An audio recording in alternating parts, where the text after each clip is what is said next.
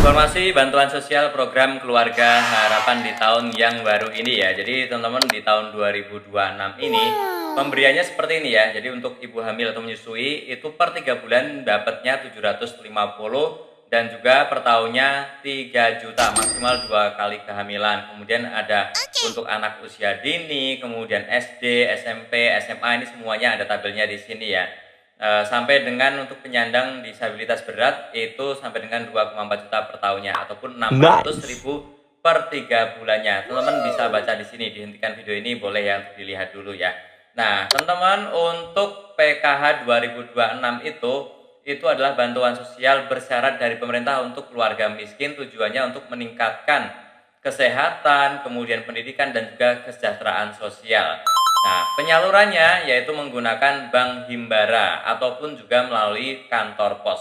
Teman-teman mungkin udah ada yang tahu ya terkait ini ya, tapi kalau yang belum boleh silahkan komen aja ya. Dan juga teman-teman untuk aturan di tahun 2026 ini diberikan kepada prioritas desil 1 sampai 4. Jadi teman-teman ini untuk 40% penduduk termiskin di Indonesia ya. Nah, untuk kriteria penerimanya yaitu adalah warga negara Indonesia yang memiliki NIK valid, terdaftar di Dukcapil, kemudian juga terdaftar di DTKS ataupun DTSEN. Nah, bagaimana cara untuk mendaftar nanti teman-teman bisa lihat di aplikasi ya. Dan juga teman-teman ini bukan anggota ASN, TNI ataupun Polri ataupun juga pegawai BUMD dan juga BUMN ya. Dan juga teman-teman memiliki komponen PKH yaitu ada anak sekolah ataupun ada balita ataupun ada bumil, lansia ataupun juga disabilitas. Untuk yang akan mendapatkan kriterianya adalah seperti ini. Nah, untuk jadwalnya di tahun 2026 ini yang pertama adalah Januari sampai dengan Maret. Ini proses pencairannya kurang lebih di bulan Februari. Nanti untuk April dan Juni itu biasanya di bulan Mei. Seperti itu ya. Teman-teman bisa mengecek caranya seperti apa. Bisa mengecek apakah teman-teman yang mendapatkan atau tidak yaitu melalui website ataupun juga melalui aplikasi. Kita tunjukkan untuk yang melalui website ya. Teman-teman bisa buka menggunakan handphone, kemudian ketikkan saja cek bansos, kemudian setelah itu kita pilih yang paling atas ya. Kemensos ini silahkan klik saja, kemudian akan muncul tampilan seperti ini.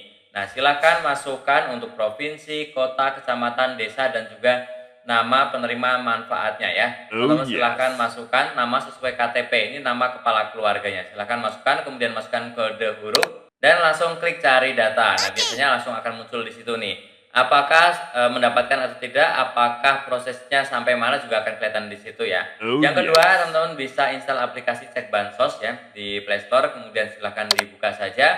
Tampilannya kurang lebih seperti ini ya. Nah, teman-teman di menu cek bansos ini yang pertama adalah untuk mengecek apakah kita mendapatkan bansos atau tidak. Menu sanggahan yaitu pengguna dapat memberikan sanggahan kepada penerima bansos yang tidak layak. Misalkan kita mengetahui tetangga atau siapapun yang tidak layak tapi mendapatkan, teman-teman bisa laporkan di sini. Ataupun juga mengusulkan. Nah, misalkan teman-teman melihat ada sanak saudara yang seharusnya mendapatkan tapi tidak pernah. Teman-teman bisa juga mengusulkan melalui aplikasi ini. Oke, setelah kita buka tampilannya seperti ini ya. Kita langsung klik yang cek bansos yang ini, kemudian setelah itu sama. Kita masukkan provinsi, kota pun kabupaten, kemudian kecamatan, kelurahan, nama sesuai KTP ya. Ini nama kepala keluarga, kemudian ada pertanyaan. Misalkan 9 tambah 9, kita masukkan 18 dan klik cari data.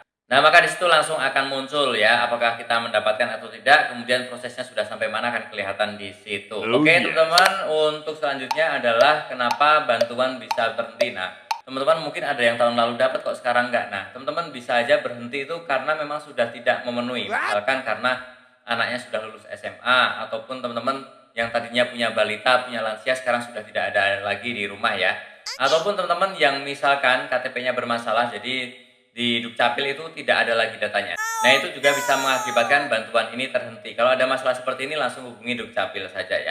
Ataupun juga karena dinilai sekarang menjadi keluarga yang sudah mampu, itu juga sama ya. Dan juga teman-teman ini beberapa tidak mendapatkan lagi karena tidak rutin ke posyandu ataupun juga kehadiran anak di sekolah itu kurang dari 85%. Itu juga bisa menyebabkan bantuannya terhenti. Ada beberapa tips agar teman-teman tetap bisa menerima di tahun-tahun yang akan datang. Teman-teman pastikan simpan struk setiap kali melakukan penarikan tunai di ATM. Ini tujuannya agar tidak disalahgunakan ya. Termasuk juga pastikan kartu KKS dipegang sendiri, jangan dititipkan ke orang lain atau pendamping. Sama agar tidak diambil oleh orang lain dananya. Dan juga pastikan dananya itu dipakai untuk keperluan yang prioritas, misalkan nutrisi anak, perlengkapan sekolah ataupun juga kesehatan.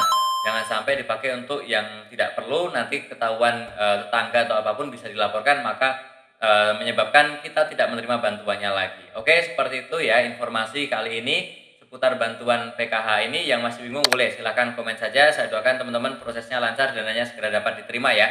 Dan tentunya masih banyak lagi info serta tutorial di channelku ini. Jangan lupa tekan tombol subscribe, like, dan juga share. Sampai jumpa di videoku selanjutnya. Terima kasih.